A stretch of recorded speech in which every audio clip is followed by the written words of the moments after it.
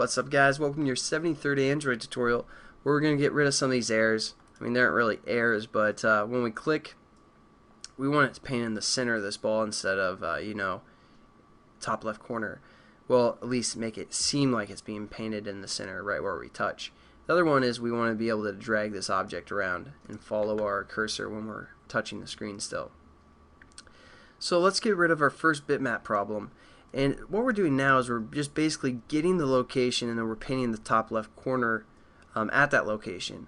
But what we want to do instead is, for example, if I click right in the center of the screen, it paints our bitmap a little lower and a little more to the right. So what we're going to do, right here is our X and our Y.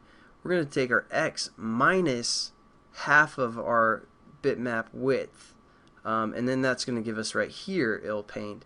And then we're going to do the Y minus half of the height, so we're going to paint here. So basically, here's our X and Y, and then we're going to subtract half of our width of our bitmap, so here, and half of our height, and then we're going to go here. This is the point that's going to give us, and then we're going to draw our bitmap. Again, it's still going to be the top left corner, but it's going to draw it up here, and then our circle is going to be right there. I don't know if that's kind of confusing or not, but let's just do it. So we're going to say minus, and then we take our bitmap, so we're going to say minus bitmap, which we called test, and then we say dot get width for the x value. So we're going to say get width. This is just kind of a common trick that programmers use for the most part, but so think of it just kind of how I explained. It's giving us half of the width of the length of our bitmap, and then we're going to subtract that from the x value.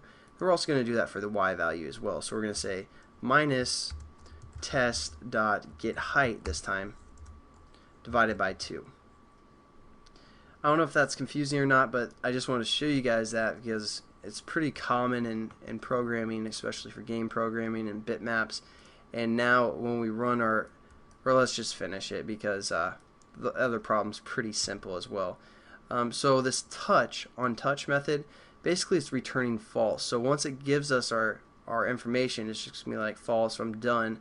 No more need to check these variables, and we don't want it to do that. We want it to kind of loop through. So instead of saying false, we're going to say true, and that's just going to kind of allow it to keep giving us those numbers for the most part. So that's the simple fix for making the bitmap actually follow our cursor when we're clicked down. Pretty simple.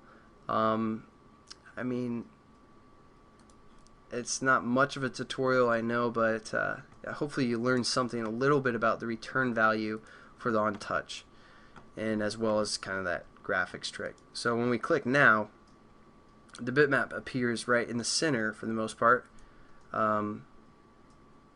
Yeah, right where we click, it seems like it's appearing right there. And then the other thing we need to do is click and drag. And as you can see now, since we changed that return from false to true, our bitmap is kind of following us along. And in the next tutorial, not quite sure what we're going to do yet. I might do a little, maybe like 1 or 2 more on this graphic stuff, and then we're going to get into something completely different. So I'll catch you guys then. Peace.